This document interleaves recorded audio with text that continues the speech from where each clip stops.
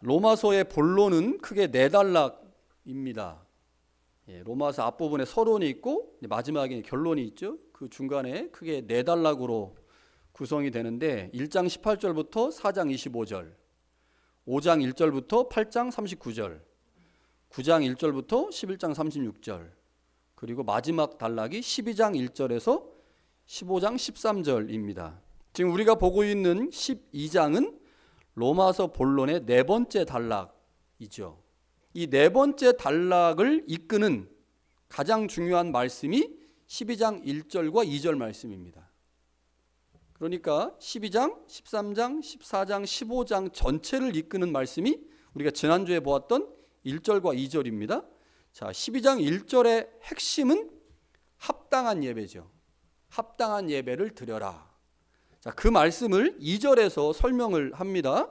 2절의 핵심은 하나님의 뜻을 분별하는 건데, 합당한 예배가 무엇이냐? 그것은 곧 이 세대 안에서 하나님의 뜻이 무엇인지를 분별하는 것입니다. 그러니까 분별하는 자만 하나님이 원하시는 합당한 예배자로서 살 수 있다, 이렇게 말을 했습니다. 자, 그러면 우리가 여기서 질문을 하게 되죠. 하나님의 뜻이 무엇인가? 우리가 분별해야 할 하나님의 뜻이 무엇인가? 라고 하는 질문이 당연히 들게 되는데, 바울은 이 질문을 12장, 13장에서 설명합니다. 자, 특별히 우리가 보고 있는 12장에서 세 가지로 설명하고 있습니다. 오늘 본문으로 읽은 4절부터 8절까지, 그리고 다음 주에 보게 될 9절부터 21절에 두 가지를 설명을 더합니다. 그러니까 12장에서 바울은 하나님의 뜻이 무엇인가, 우리가 분별해야 될 하나님의 뜻이 무엇인가를 다양한 각도로 설명을 하는데, 오늘 본문에서는 하나님의 뜻을 분별해야 하는 나 자신을 분별하는 것, 내가 누구인지를 아는 것, 그것이 중요하다라고 말씀을 합니다. 그러니까 세상을 분별하려면 그 세상을 분별해야 되는 내가 누군지를 정확하게 인식할 때만 세상을 분별할 수 있죠. 그래서 바울은 우리가 하나님의 뜻을 분별하는 것이 우리가 드려야 될 합당한 예배인데, 그 예배자의 삶을 제대로 살아내려면 하나님의 뜻이 무엇인지를 알아야 되고, 그 뜻이 무엇인지를 이제 구체적 대상들을 몇 가지를 정해놓고 설명을 하는데, 그 첫 번째 대상은 바로 나 자신입니다. 3절이 굉장히 중요한데요, 바울이 여기서 두 가지를 권면을 합니다. 이 두 가지를 통해서 우리가 하나님의 뜻을 분별할 수 있다는 거죠. 하나님의 뜻이 무엇인지를 알 수가 있는데, 첫 번째는 마땅히 생각할 그 이상의 생각을 품지 말라입니다. 마땅히 생각할 그 이상의 생각을 품지 말라. 또 다른 하나는 믿음의 분량대로 지혜롭게 생각하라입니다. 자, 두 개의 권면처럼 보이지만 사실은 같은 것을 다른 방식으로 표현한 하나의 권면입니다. 이게 이제 영어로 보면 not A but B 구조예요. not A but B, A가 아니라 B, 이렇게 되어 있는데, 사실은 이제 하나의 이야기를 하나는 부정적으로 설명하고 하나는 긍정적으로 설명을 합니다. 이 두 개의 권면을 하나의 권면으로 이해할 수 있는 핵심은 두 권면의 핵심이 모두 생각하다이기 때문입니다. 생각하지 말라, 생각하라, 이렇게 되어 있어요. 자, 하나님의 뜻을 분별하기 위해서 무엇보다 필요하고 중요한 것은 생각입니다. 생각하라, 생각하라. 무엇에 대해서는 생각하지 말고 무엇에 대해서는 생각하라. 자, 내용을 한번 보겠습니다.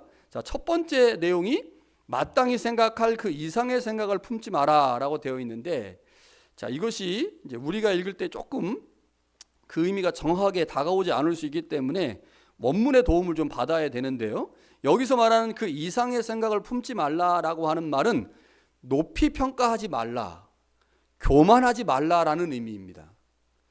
자, 따라서 첫 번째 권면을 다시 번역하면 이렇게 번역할 수 있어요. 자신에 관해서 자신의 생각보다 너무 높이 평가하지 말라입니다. 그러니까 나에 대해서 과도하게 평가하지 말라는 거죠. 내가 10개밖에 갖고 있지 않은데 다른 사람들에게 마치 15개, 20개 있는 것처럼 평가하고 말하지 말라는 겁니다. 그 이상의 생각을 품지 말라라고 하는 말의 의미죠. 과대평가하여 스스로 교만하지 말고 자신의 위치를 정확하게 파악해라. 이겁니다. 정확하게 파악해라. 우리말로 하면 분수를 알아라. 주제 파악해라. 이런 의미가 이 첫 번째 권면에 담겨 있는 뜻입니다. 자, 이 첫 번째 권면을 다른 방식으로 두 번째 권면으로 표현하죠. 그것은 믿음의 분량대로 지혜롭게 생각하라입니다. 믿음의 분량대로 지혜롭게 생각해라. 여기서도 역시 핵심은 생각하라입니다. 어떻게 생각하는 게 믿음의 분량대로 지혜롭게 생각하는 걸까요? 자, 여기 지혜롭게라고 하는 단어를 다른 말로 원문에 가깝게 번역을 하면 냉철한 마음으로, 건전한 판단으로, 지각이 있게라는 의미입니다. 그러니까 바울이 지혜롭게 생각하라는 말은 우리의 이성을 작동시켜서 나 자신을 냉철하게 판단하고 그것에 근거해서 생각하라는 거죠. 그래서 첫 번째 권면과 두 번째 권면을 연결해 보면 그 의미를 정확하게 알 수 있습니다. 우리가 알 수 있는 하나님의 뜻, 우리가 분별해야 되는 하나님의 뜻이 뭘까요? 분별해야 되는 뜻, 그것은 냉철하고 건전하고 바르게 판단하는 겁니다. 누구를요? 나 자신을. 나 자신이 어떤 존재인지 분별을 할 수 있어야 내가 나를 바르게 이해해야만 내가 이해해야 될 공동체, 내가 이해해야 될 세상, 내가 이해해야 될 하나님에 대한 바른 판단이 가능하다는 거죠. 우리가 외부를 정확하게 인지하고 판단하기 위해서는 무엇보다도 그것을 판단하는 자신에 대한 정확한 인식이 필요합니다. 나의 관점이 왜곡되면 외부를 정확하게 파악할 가능성은 거의 없죠. 자, 바울은 우리가 어떤 존재인지를 이제 두 가지 예를 들어 설명해요. 특별히 바울은 개인을 공동체 안에서 그 의미를 설명하려고 합니다. 우리가 이제 나를 설명할 때 보통은 아내와의 관계 안에서 혹은 자녀와의 관계 안에서 친구와의 관계 안에서 아니면 교회 공동체의 구성원들 사이의 관계 안에서 나를 인식하고 알게 되는 게 굉장히 많잖아요. 그래서 바울이 내가 누구인지를 설명하기 위해서 이제 공동체라고 하는 관점을 가지고 설명을 하는데 4절과 5절에 나와 있는 몸과 지체의 부분도 그렇고요. 그 다음에 그 이후에 나와 있는 은사와 은혜의 관계도 역시 모두 공동체를 전제한 개념입니다. 자, 4, 5절에 보니까 바울이 이렇게 말하죠. 우리가 한 몸에 많은 지체를 가졌으나 모든 지체가 같은 기능을 가진 것이 아니니 우리 많은 사람이 그리스도 안에서 한 몸이 되어 서로 지체가 되었다. 자, 여기서 바울이 강조하고 있는 것은 우리는 모두 몸의 하나의 지체에 불과하다는 겁니다. 하나의 지체에 불과하다. 우리가 아무리 똑똑하고 잘났어도 우리는 교회 공동체 구성원의 하나일 뿐이다. 이거를 기억하라는 거죠. 나는 하나일 뿐이다. 나에 대한 가장 바른 인식은 몸의 지체로서 그 몸의 하나의 구성원으로서 존재하고 있다. 이게 나라는 겁니다. 바울이 지금 몸에서 말하고 싶은 내용이에요.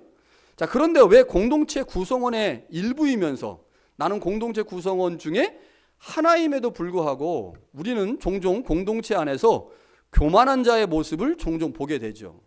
왜 그런가? 공동체가 나를 중심으로 돌아간다고 생각하기 때문입니다. 그럼 교회 공동체 안에서 나는 일부분이잖아요. 그러면 일부분이기 때문에 나는 결코 중심이 될 수 없죠. 부분입니다. 부분. 파트죠, 파트. 그런데 파트인 자가 교만하여져서 마치 자기가 교회 안에서 제일 중요한 사람처럼 생각을 하는 거죠. 나를 중심으로 교회가 돌아가고 있다라고 생각하기 때문입니다. 그러니까 이러한 교만에 가장 잘 빠질 수 있는 사람이 누구겠어요? 목사죠. 목사를 중심으로 교회가 돌아간다. 그러니까 나는 교회에서 제일 중요한 사람이고 그래서 나는 이런 대우를 받아도 돼. 이렇게 생각하는 게 많은 목사들이 범하고 있는 실수죠. 목사도 역시 공동체 구성원의 부분입니다. 파트죠. 이거를 기억하지 못하면 교만해질 수가 있습니다. 자신이 공동체의 덕을 보고 있다고 생각하지 않고 공동체가 자신 때문에 존재하고 유지된다고 생각을 하는 거죠. 그렇죠? 여러분 덕에 제가 있는 거잖아요. 여러분 덕에 제가 있는 거예요. 그런데 반대로 생각해서 내가 여기서 담임 목회를 하고 있으니 그 덕을 교회가 보고 있지. 나빠지면 교회는 무너지지. 이렇게 생각을 할 수 있다는 거죠. 이게 뭐예요? 교만한 생각이죠. 그러니까 공동체 안에서 나를 부분으로 이해하면 결코 공동체 안에서 교만해질 수가 없는데, 공동체가 나로 인해서 존재하고 나로 인해서 유지된다고 생각을 하게 되면 당연히 교만해질 수밖에 없고, 그 교만을 자세히 들어가서 보니 공동체 안에서 자신의 위치를 정확하게 파악하지 못했기 때문입니다. 그러니까 내가 공동체 안에서 어떤 존재인지를 정확하게 이해하면 공동체가 나로 말미암아 존재하는 게 아니고 내가 공동체로 말미암아 존재한다는 사실을 알아서 그 안에서 감사와 기쁨이 넘치게 되는 거죠. 바울이 이게 하나님의 뜻이라는 겁니다. 공동체 안에서 나는 부분이고 나는 일부라는 사실을 알고, 그래서 공동체에 내가 해야 될 일들을 정확하게 찾고 하는 것, 이게 우리가 분별해야 될 하나님의 뜻이다 라고 바울이 설명하죠. 자, 그리고 난 다음에 바울이 은사를 통해서 공동체 안에서 내가 누구인지를 말씀합니다. 자, 똑같은 패턴으로 기록되어 있어요. 몸이 있고 그 몸의 지체로서 우리가 존재하는 것처럼 하나님이 교회 안에 다양한 은사를 주셨고 그 다양한 은사 중에 내가 하나를 받았다는 거예요. 그래서 내가 받은 은사는 절대적 은사가 아니라는 겁니다. 많은 사람들이 경험한 은사 중에 하나다. 그러니 그 은사가 어떤 것이든지 간에 그것으로 교만할 수 없다.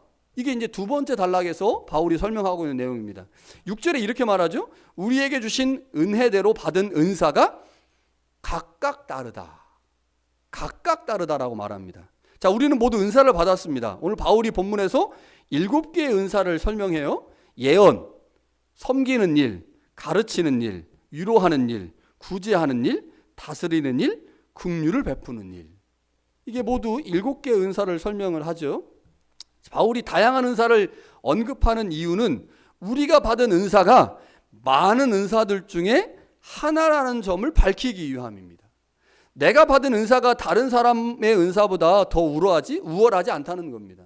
우리는 그렇게 생각하고 싶죠. 내가 받은 은사가, 목사라고 하는 가르침의 은사, 예언의 은사가 다른 사람들이 받은 은사보다 더 우월하다고 생각하고 싶어 해요. 그래야 대접을 받을 수 있으니까. 그런데 바울이 그렇지 않다는 거죠. 내가 받은 은사는 다른 사람이 받은 은사와 같이 교회를 세우기 위해 주어진 은사들 중에 하나에 불과하다. 이 점을 기억하라는 겁니다. 물론 내가 받은 은사는 소중하고 고귀합니다. 하나님으로부터 받은 것이기 때문에 그렇죠. 그래서 내가 받은 은사를 소중하게 여기고 그 은사를 통해서 교회를 세우는 것하고, 내가 받은 은사가 최고의 은사고 그래서 가장 우월한 은사라고 생각하는 것은 다르다는 겁니다. 내가 받은 은사가 특별하면 다른 사람이 받은 은사도 특별한 거죠. 그래서 내가 받은 은사, 내가 받은 일을 가지고 다른 사람의 일을 무시할 수 없다. 그러니까 내가 받은 은사가 아무리 특별해도 그것 때문에 교만한 자의 자리에 앉으면 안 된다라는 겁니다. 내가 누구냐? 나는 여러 은사들 중에 하나를 받은 사람이다. 나는 몸의 지체에 불과하다. 이런 생각들을 가지고 있어야만 내가 은사를 받은 것 가지고 내가 지금 몸의 어떤 부분으로 역할을 한다고 해서 그것 때문에 교만해지지 않는다는 거죠. 자, 여러분, 은사가 헬라어로 카리스마입니다. 카리스마. 그래서 우리가 이제 어떤 사람 보고 야, 저 사람 참 카리스마가 있어. 그러면 뭔가 좀 초자연적인 어떤 아우라가 느껴진다. 이럴 때 이제 보통 카리스마가 있다고 말하잖아요. 근데 이 카리스마라고 하는 말은 헬라어 카리스에서 나온 말입니다. 카리스.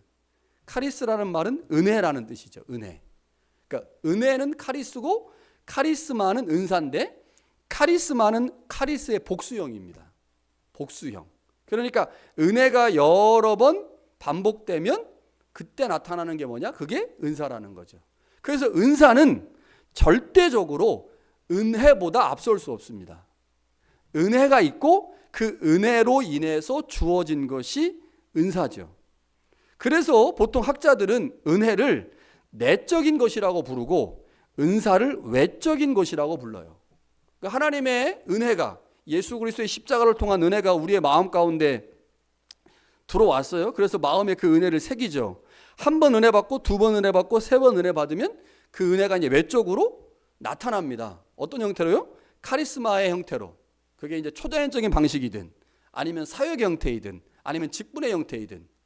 그러니까 은혜를 여러 번 받고 은혜 안에 있는 사람에게 교회가 뭐를 해요?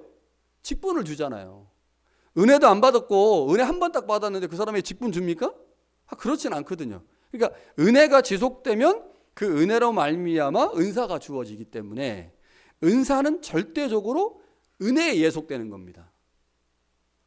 자, 그런데 우리가 보통 은사라고 할 때 보통은 초자연적인 것을 은사라고 이해하는 경향이 굉장히 많아요. 자, 성경에 바울이 아주 친절하게도 은사를 여러 형태로 설명을 하는데, 고린도전서 12장에 보면 성령의 나타나심을 은사라고 표현을 하는데, 그 안에 보면 대부분 초자연적인 성격을 가지고 있는 은사를 언급합니다. 예를 들면 방언, 병 고치는 것, 예언하는 것.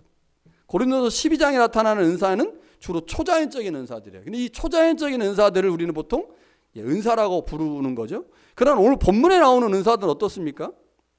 예언, 그러니까 설교를 말하는 거거든요. 설교, 섬기는 일, 구제하는 일, 다스리는 일, 긍휼을 베푸는 일, 다 뭐예요? 사역입니다. 사역, 일하는 거.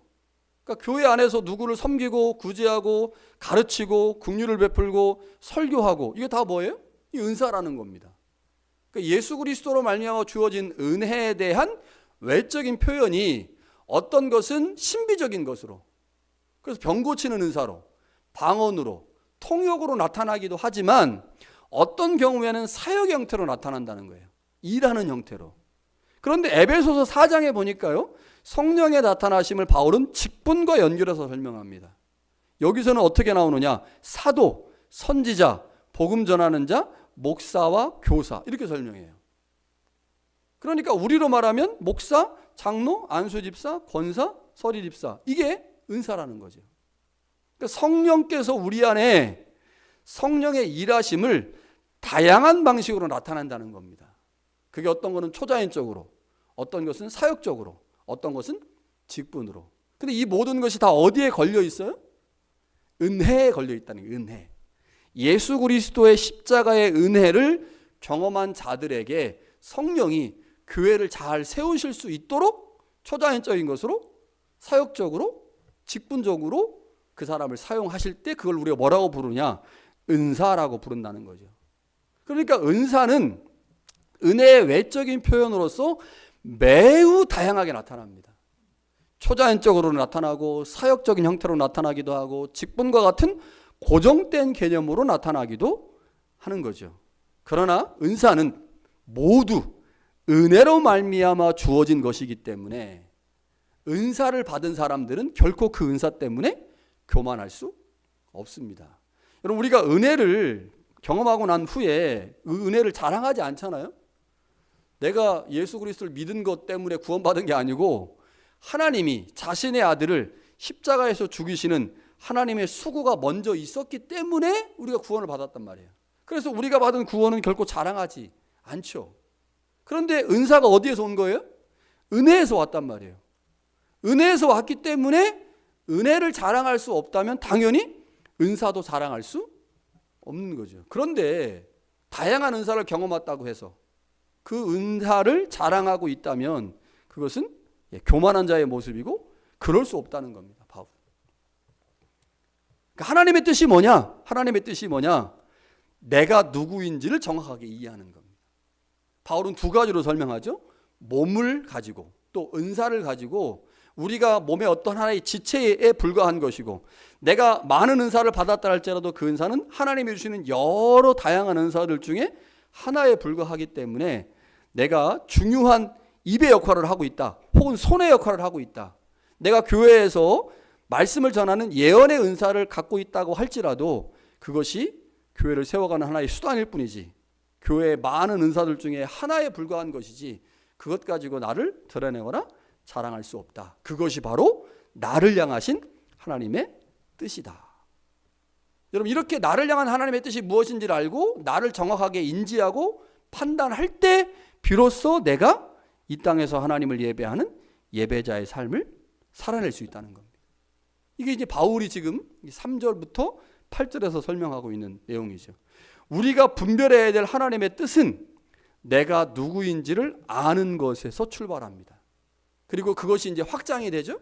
교회 공동체로, 또 내 이웃으로, 심지어는 내가 원수처럼 생각하는 사람들로, 그리고 나라, 권세자들에게 이게 확장이 되면서 하나님의 뜻을 이제 분별해야 하는데, 그 분별할 하나님의 뜻의 첫 번째 출발이 뭐냐? 내가 누구인지를 아는 겁니다. 내가 누구인지를. 자, 나는 누구일까?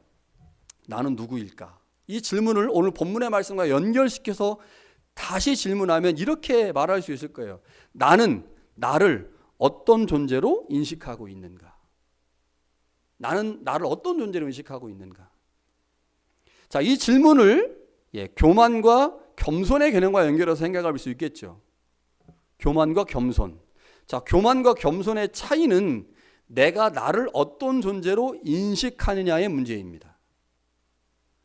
자, 겸손은요, 자신의 상태를 다른 사람보다 낮추어 생각하는 거죠. 다른 사람보다 나를 낮추어 생각하는 게 겸손입니다. 그럼 교만은요, 다른 사람보다 나를 높게 생각하는 거예요. 더 높게 생각하는 거. 그러니까 나를 어떤 존재로 규정하느냐, 그 규정의 문제로 우리는 겸손과 교만을 이해할 수 있다고 하는 거죠. 내가 다른 사람보다 실력이 모자라기 때문에 혹은 부족하기 때문에 낮추는 것, 그게 겸손이 아닙니다. 겸손할 수밖에 없는 거죠. 내가 다른 사람보다 못 배웠고 다른 사람보다 가진 게 적다. 그러면 그냥 물리적으로 볼 때 나는 낮은 존재잖아요. 그런 사람들을 보고 우리 겸손하다고 말합니까? 아니요, 그렇지 않아요. 이거 겸손이 아니에요. 겸손은 내가 다른 사람보다 실력이 모자라지 않아, 부족하지 않아. 그런데 저 사람은 꼭 자기 자신을 낮추어 말하는 거예요. 낮추어 생각하고. 그게 겸손이죠. 실력도 있어요. 능력도 있어요. 다른 사람들과 비교해 볼 때 굉장히 대단한 사람입니다. 그런데 항상 자신을 낮추어 말하죠. 이게 겸손입니다. 사람들은 대체로 자신의 실력이 뛰어나고 능력이 있으면 그것을 드러내고 싶어 합니다. 그렇죠. 나 영어 이렇게 잘하는데, 나 이렇게 많이 배웠는데, 나 이렇게 돈이 많은데 막 드러내고 싶어 해요. 그런데 안 드러내는 거예요. 그리고 나보다 훨씬 적게 가지고 있는 그 사람 앞에서 그 사람을 높여줍니다. 이게 겸손이죠. 그래서 겸손은 굉장히 어렵습니다. 사람의 본성은 이기적이고 자신을 드러내고 싶은 게 우리의 본성이기 때문에 그 본성을 거슬러 산다는 게 사실은 쉽지가 않아서 이 겸손은 굉장히 힘든 신앙의 행위입니다. 그러나 반면 교만은 어떻습니까? 교만이라는 말은요, 잘난 체하여 뽐내고 버릇이 없는 겁니다. 잘난 체하는 거예요. 근데 보니까 저 사람 잘난 체할 게 별로 없거든요. 10개밖에 안 가졌는데 자꾸 자기 20개 가졌다고 얘기하는 거야. 자기 자신을 그렇게 평가하는 거예요. 20개 가졌다고. 그래서 그 사람이 하는 얘기를 들어보면 그냥 버릇이 없어. 아우, 이런 생각이 들면 아우, 저 사람 이렇게 교만해. 이렇게 말하는 거죠. 자신의 지위나 장점, 우수성들을 과도하게 평가하고 그것으로 행동하는 사람들을 우리 보통 교만하다, 이렇게 얘기를 하죠. 교만은 자신이 가진 능력이나 실력보다 자신을 더 높게 평가하는 겁니다. 그런데 우리가 이 땅을 살면서 겸손과 교만을 구별하기가 사실 쉽지가 않습니다. 교만한 사람이 얼마든지 겸손한 것처럼 행동할 수 있기 때문이죠. 우리는 종종 말은 겸손하게 하는데 교만한 사람들 보잖아요. 나중에 보면 뒤통수 맞은 느낌. 야, 저 사람 말은 저렇게 했는데 실제로 겸손한 사람이 아니었어, 교만한 사람이었어라고 이제 보통 생각하는 경우들이 있죠. 처음에는 잘 모르다가 시간이 지나고 나서야 야, 저거 겸손이 아니고 그냥 겸손을 가장한 교만한 자였다는 사실을 알게 될 때가 있죠. 이것 때문에 제가 좀 고민을 좀 해봤어요. 겸손과 교만을 어떻게 판단할 수 있을까? 아마 그 기준 중에 하나가 이건 것 같아요. 지속성. 겸손을 가장한 교만의 경우 그것은 오래가지 못합니다. 그렇죠? 겸손을 가장한 교만은요, 오래 못 가요. 왜냐하면 결국 자신을 드러내고 싶은 욕구가 강하기 때문이죠. 그래서 언젠가는 결국 드러냅니다. 3년은 잘 버텼는데 한 5년 지나니까 야, 저거 그 겸손한 게 아니었어, 이렇게 생각이 들죠. 이때 중요한 게 뭐냐? 지속성입니다. 이런 말이 있잖아요. 아부도 끝까지 하면 충성이다. 그러나 충성도 하다 말면 아부다. 예, 여러분 끝까지 하시면 돼요. 끝까지. 그러면 아부로 시작했지만 충성으로 끝납니다. 그러나 반대로 충성으로 시작했어요. 분명히 하나님 앞에, 교회 앞에 충성으로 시작을 했는데 하다가 말잖아요. 그러면 뭐라고 판단해요? 그 사람? 저거 다 꿍꿍이가 있었던 거야. 이렇게 돼요. 그러니까 하나님께 우리가 한번 충성하기로 마음 먹었으면 끝까지 해야 됩니다. 사실 한 번 봐서는 모르죠. 그것이 겸손한지 교만인지.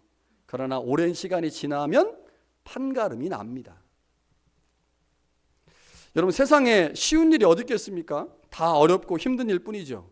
특별히 우리는 이민자로서 이 땅을 살아가는데 이게 만만치 않다. 이민의 시간이 깊어지면 깊어질수록 길어지면 길어질수록 이거 쉽지 않다. 나의 마음을 제대로 잡는 것도 쉽지가 않다. 이런 생각들을 많이 하죠. 척박한 이민지에서 이민자로 살아가는 거 이거 기적입니다. 자, 그런데 신앙생활은 어떨까요? 신앙생활 중에 어디 쉬운 거 하나 있습니까? 정규적인 예배 생활이 쉽습니까? 공동체의 다른 지체들을 섬기고 헌신하는 것이 쉽습니까? 사실은 신앙생활 쉬운 거 하나도 없습니다.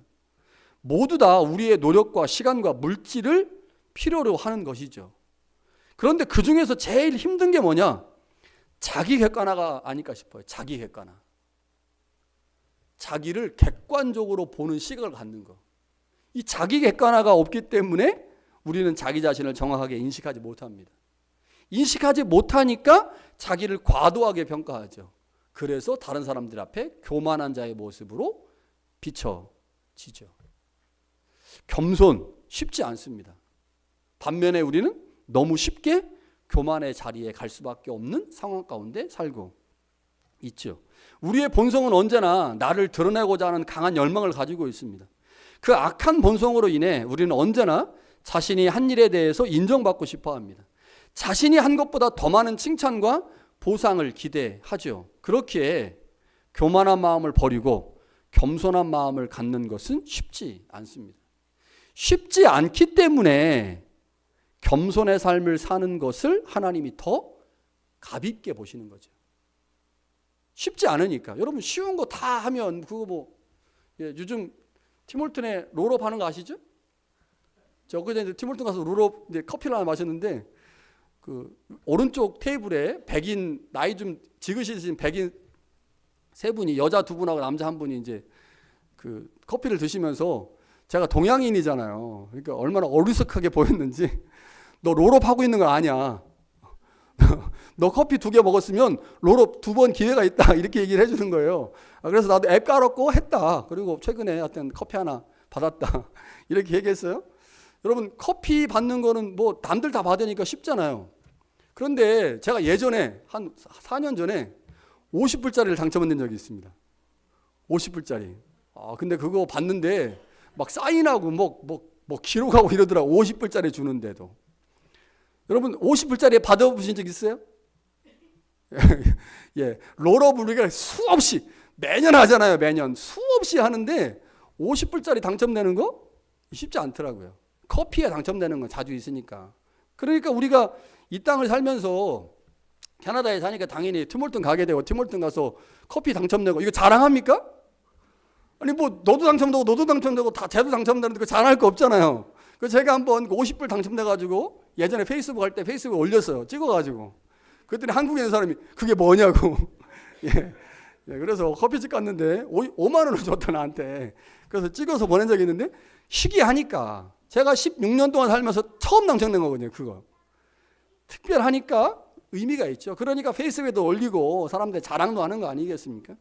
여러분 겸손이라고 하는 것이 쉽다면 그거 쉬운 거니까 뭐 자랑할 일도 아니고 뭐 말할 것도 아니죠. 그런데 겸손은 사실 쉽지가 않습니다. 그래서 값어치가 있는 거죠. 하나님이 그 겸손한 자에 대해서 오늘 우리에게 칭찬하시는 거죠. 그래서 바울이 말하는 겁니다. 이 땅에서 하나님의 뜻을 분별하며 살아야 되는데 하나님의 뜻을 분별하기 위해서 무엇이 필요하냐? 가장 중요한 한 가지, 그것은 나를 인식하는 거다. 나를 제대로 인식하는 거다. 쉽게 말하면 교만한 삶을 버리고 겸손한 자의 삶을 살아가는 것. 그것이 우리가 이 땅에서 나를 향해서 가진 하나님의 뜻을 분별하는 것이다 라고 바울이 말씀하고 있죠.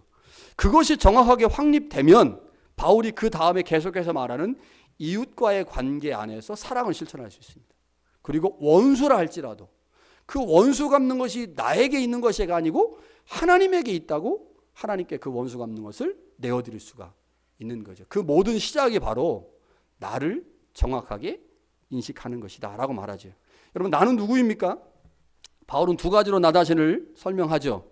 나는 예수 그리스도라고 하는 몸의 하나의 지체입니다. 그러니까 내가 지체의 덕을 보고 있다. 교회 공동체 안에 덕을 보고 있다. 나는 교회 공동체 구성원 중에 한 사람이다 라고 하는 것이 자기 정체성이 되어야 된다고 말하고 있고요. 또 다른 하나는 내가 받은 은사, 그것이 직분이든 사역이든 초자연적인 은사이든 그 모든 것은 다른 사람이 받은 은사와 동일한 혹은 그 받은 사람의 은사 중에 하나에 불과하다. 그래서 그것 가지고 자랑하지 말아라 라고 바울이 지금 말씀하죠. 내가 하나님 앞에서 그리고 예수 그리스도의 몸인 교회 안에서 누구인지를 정확하게 인식할 때 나와 교회를 향한 하나님의 뜻을 분별할 수 있습니다. 그리고 그 뜻에 맞는 예배자의 삶을 살 수가 있죠. 여러분, 우리를 향한 하나님의 뜻이 무엇인지 기억합시다. 하나님께서 우리를 향한 그 뜻을 실현하시려고 우리 가운데 성령을 보내주셨습니다. 왜냐? 우리가 우리를 정확하게 보려면 가장 먼저 선행되어야 되는 게 있는데 그게 우리의 마음이 새로워지는 거거든요. 마음의 왜곡이 일어나면 교만해집니다. 겸손해지지 않고. 우리의 마음의 왜곡을 막아야 하는데 그 마음의 왜곡을 막아주는 존재, 그게 누구냐? 성령이라는 거죠. 성령께서 우리 마음 가운데 오셔서 우리의 마음의 왜곡을 막아주시고, 그래서 내가 누구인지를 정확하게 인식함으로 공동체 안에서 나 자신을 정확하게 봄으로 하나님의 뜻을 이룰 뿐만 아니라 이제 나를 통해서 이루시려고 하는 하나님의 큰 뜻이 이제 성령의 도우심으로 하나씩 하나씩 이루어져 갈 수 있기를 간절히 축원합니다.